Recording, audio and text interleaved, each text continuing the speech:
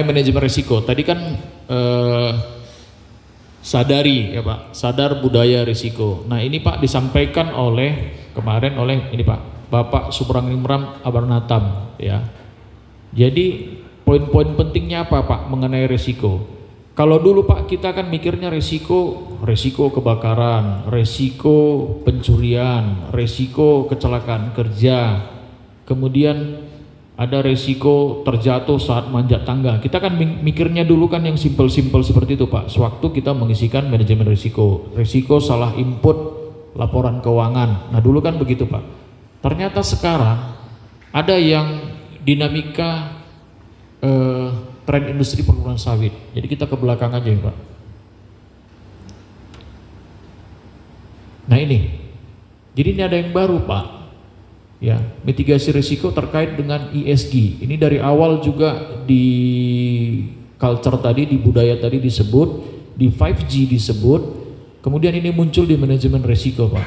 ESG itu environmental, social, government gitu ya. Jadi kita punya risiko terhadap peraturan pemerintah, kondisi sosial, dan lingkungan.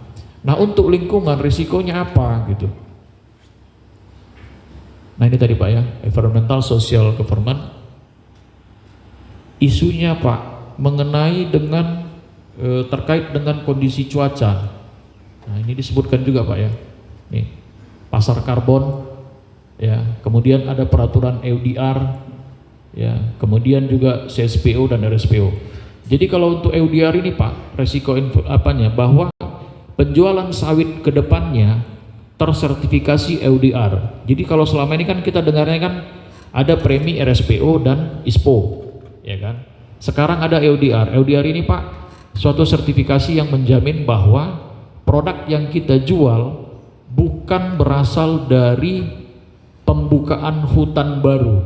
Kalau dulunya semua pasti hutan gitu. Tapi bukan produk yang kita jual, CPO pun ataupun karet yang tersertifikasi EUDR itu bukan dari pembukaan hutan baru ya.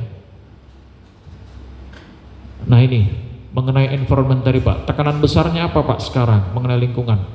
Yang pertama ini Pak, kekurangan air, kebakaran lahan, ini emisi disebut lagi ya Pak mengenai carbon trading tadi, kemudian akses panen ya, sosial dan air. Ini sekarang yang menjadi kendala-kendala kita Pak, bahwa bidang tanaman ya Pak, bagian tanaman diharapkan dapat memprediksi, begitu juga dengan pabrik, memprediksi kondisi lingkungan, curah hujan terutama terhadap produktivitas panen, olah, dan angkut ya. Jadi risikonya dulu itu terkait K3, sekarang sudah sampai kepada ESG, environmental, social, dan government.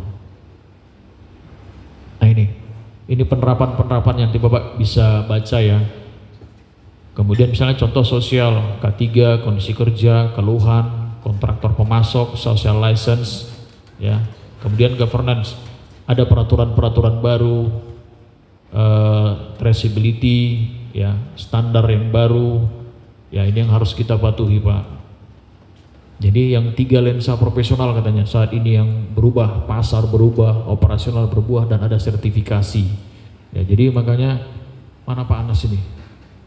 Pak Anas sih sebenarnya yang paling repot mengenai ESG ini sekarang. Jadi kalau dulu ISPO dan RSPO, sekarang manajemen risiko itu sampai kepada environmental, social, dan government. Bahannya bisa Bapak baca, kalau nanti misalnya ada yang mau dipertanyakan, Bapak boleh melaksanakan diskusi. Ya Pak ya, ini bahannya banyak Pak, waktunya nggak akan cukup. Saya rasa itu aja mengenai sadari. Terima kasih atas perhatiannya.